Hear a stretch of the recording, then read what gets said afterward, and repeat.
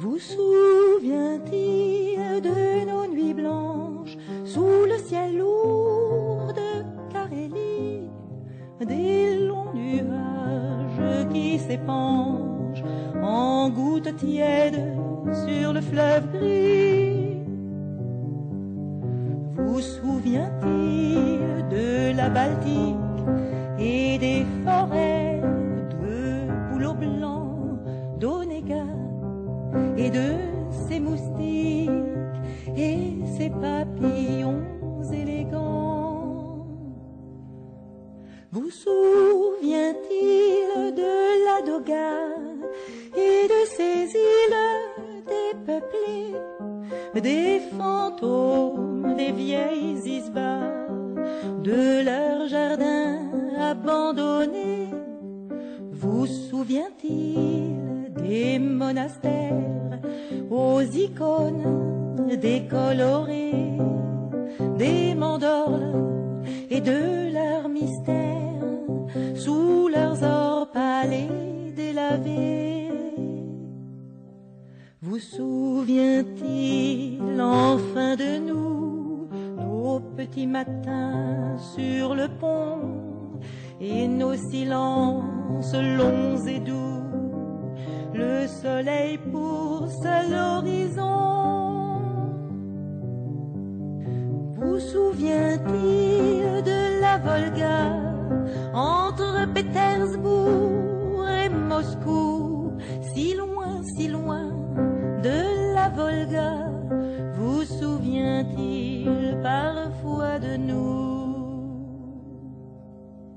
Pour moi, je me souviens de tout, d'Onéga et de la Doga, des îles et puis de la Volga, de Pétersbourg et de Moscou, de vos yeux gris posés sur moi et de vos lèvres sur mon cou.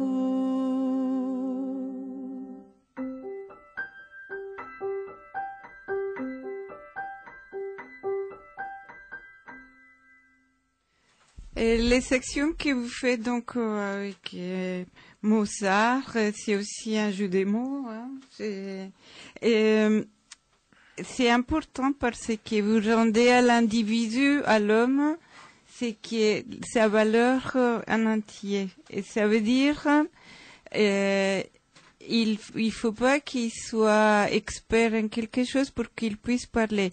Et en même temps, vous lui donnez une valorisation de son point de vue. C'est pas facile de faire écrire les gens ce qu'ils pensent, ce qu'ils sont, ce qu'ils s'expriment pour différentes raisons, parce que les gens on pense qu'ils sont pas à sa place ou qu'ils sont pas des choses importantes. Mais grâce à vous et à l'association, vous faites exprimer toutes les personnes entre les différents âges, les différentes cultures. C'est important l'expression de vos actions. Oui, l'idée, on a parlé avec Elisabeth, c'est de faire confiance aux voisins. Oui. La confiance, c'est fondatrice de la société. C'est lorsqu'on n'a plus confiance que on doit tout acheter, on doit vivre seul, mais si on a confiance, on apprend que son voisin joue, on peut partager la musique avec lui, on apprend que son voisin aime tel livre, on peut partager avec lui. La confiance est quand même la base de partage, non? Et donc, on s'est dit avec les Mozart, si toi tu as quelque chose à m'apprendre, on le prend gratuitement. On n'a pas d'échange marchand. Tout à fait. Et on apprend ensemble, et en même temps que tu m'apprends quelque chose, j'apprends à te connaître. Puis ça semble un peu cool ou idéaliste de penser que tout le monde est gentil, que tout le monde est bon. Non, il y a aussi des fois des personnes qui qui sont difficiles ou qui peuvent t'agresser. Mais bon, c'est pas grave, ça reste marginal. C'est comme les projets qu'a fait le conseil des quartiers à l'orangerie avec les kiosques de livres. Ah oui, qu'est-ce Donc, que c'était je vais demander à Elisabeth de les expliquer un petit peu. C'est un projet où les gens qui tiennent pas les règles, c'est minime, c'est pas grave. Elisabeth, c'est un projet très intéressant. Oui, pour nos auditeurs, je vais quand même expliquer de quoi il est question. Effectivement, le conseil de quartier a souhaité un peu encourager les gens à lire et nous avons mis en place un petit kiosque avec l'appui technique des services de la ville qui ont été tout à fait performants et même artistes dans le sens où il y avait une cabane qui n'était pas très utilisée et qui, dans le cadre de la rénovation du parc, devait disparaître. Alors nous avons demandé à l'utiliser pour entreposer des livres en libre service, et les livres les particuliers qui ont des livres qu'ils ont aimés ou des livres dont ils n'ont plus que faire, les posent sur les étagères et n'importe qui vient se promener dans le parc peut consulter ce livre, l'emmener chez lui, il en mettra un autre à la place ou il le donnera à son voisin ou à sa grand-mère, peu importe. Mais l'important, c'est que les livres circulent et des livres que j'ai aimés, par exemple, si je le mets dans le rayonnage, quelqu'un d'autre va sans doute l'aimer, le lire, l'apprécier, et ça crée un mouvement. Et cette cabane, elle est aussi à côté de l'aire des enfants, l'aire de jeu des enfants, et en passant, on voit les mamans sont là au kiosque et surveillent de loin les enfants, et les enfants rejoignent les mamans. Maman, qu'est-ce que tu fais? Maman, qu'est-ce que tu lis? Et ça donne une occasion de parler de livres, alors que peut-être on n'est pas trop enclin à franchir les portes d'une librairie ou d'une bibliothèque, et comme c'est gratuit, on n'a pas besoin d'avoir beaucoup d'argent pour consulter ces livres. Et je disais aussi que les services techniques de la ville sont artistes. Alors nous avons demandé de façon formelle, officielle, voilà, est-ce que vous pourriez nous faire une petite affiche pour mettre sur cette cabane, et au lieu d'avoir un document tapé à la machine ou je ne sais quoi, les ateliers municipaux nous ont fait une jolie pancarte en bois, et en pyrogravure ils ont écrit Livre en liberté. Donc eux aussi ont trouvé là un moyen d'expression, et je dirais tout le monde s'y est mis et ça marche.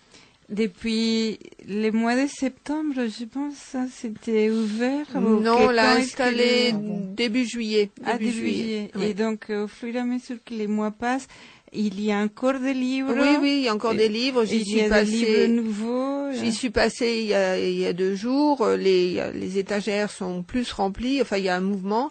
Il y a aussi des gens qui mettent des revues, donc ça, au niveau présentation, ça fait un petit peu fouillis, mais c'est pas grave.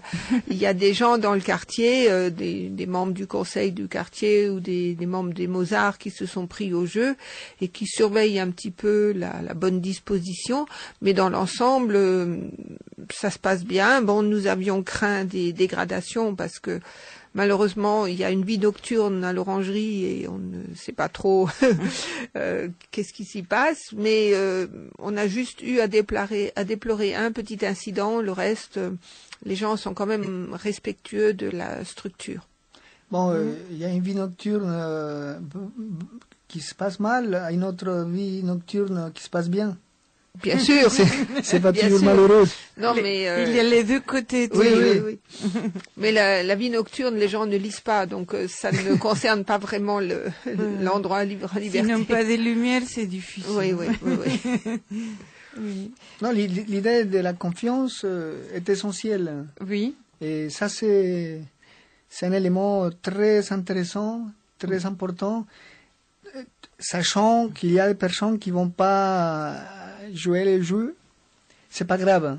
Et la grande majorité respecte, apporte les livres, c'est très bien. Et ça, c'est très intéressant parce que c'est un apprentissage aussi Bien pour sûr. les enfants, Bien pour sûr. voir qu'on peut laisser plein de livres dehors et que on peut partager. Et c'est un exemple pour les différentes cultures parce que de plus en plus les gens prennent plus de précautions à pas laisser ses affaires traîner dans la rue. Et qu'il y ait cette kiosque, c'est très Oui, important. c'est un défi à la citoyenneté, enfin au civisme, pardon. Oui, oui, complètement. Alors, j'encourage les autres quartiers à renouveler l'expérience parce que c'est vraiment sympathique et ça crée aussi de fait un lieu de rencontre des personnes. Nous, au conseil de quartier, on est très sensible à créer des occasions de rencontre des gens pour qu'on se connaisse, que le quartier ne soit pas anonyme et impersonnel. Et justement, à Livres en Liberté, il y a une étagère où il y a des livres étrangers. Donc il y a un livre grec, parce que j'ai réussi à reconnaître l'alphabet grec. Il y a un livre écrit en arabe, je ne sais pas ce que c'est. Il y en a d'autres qui sont écrits en cyrillique. Mais ça montre aussi la diversité du quartier. Et puis c'est une espèce de photographie de la vie culturelle à échelle réduite. Et c'est très intéressant. Il faut faire confiance. Hein. Oui, il faut faire confiance. La ville, le fait de faire confiance, c'est un acte politique. Lorsque les jeunes filles, moi j'ai une fille de 17 ans, elle sort de la nuit, elle se promène dans la rue, elle va en ville, elle prend les jours où elle ne pourra plus faire ça, et je sentirai qu'il y aura une régression de la liberté, de l'espace public, et c'est pour ça des fois qu'elle dit que voilà, qu'elle a peur d'aller. Et je dis non, mais il faut aller avec plusieurs personnes, avec des amis. Appelle un tel, va avec. Mais il faut aller, il faut aller. Si les gens commencent à avoir peur de la ville et chacun se met chez soi, c'est une régression. Pour ça, c'est dans les quartiers ou partout, il faut que les gens puissent sortir et occuper l'espace, être là. Simplement être là, c'est un acte politique. La méfiance, c'est le début de la discrimination. Oui, la méfiance, c'est chacun pour soi. On fait confiance aux personnes qui nous ressemblent. C'est la fin de la ville. Oui. Et la ville, c'est justement l'espace où on fait confiance à celui qui est en face, anonyme, et qui va pas nous agresser. Si tu fais confiance, tu as déjà le respect de l'autre. Tu gagnes encore plus. Hein?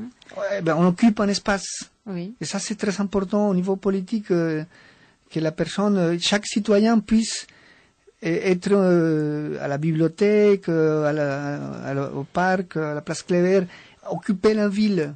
Parce que autrement, c'est les caïds, c'est la loi et la jungle, c'est... À ce propos, je voudrais aussi évoquer une autre réalisation que nous avons eue au conseil de quartier en lien avec la mairie et les services partenaires. Dans un petit morceau du quartier qui s'appelle le quartier Vauban, nous avons souhaité organiser un pique-nique annuel au mois de septembre, pour permettre aux habitants de s'asseoir ensemble, d'amener des victuailles et de partager qui une quiche, qui un petit coup de rouge, qui un verre de jus d'orange. Mais l'idée était venue parce que justement dans un petit coin du quartier, il se passe du trafic pas très légal entre les jeunes et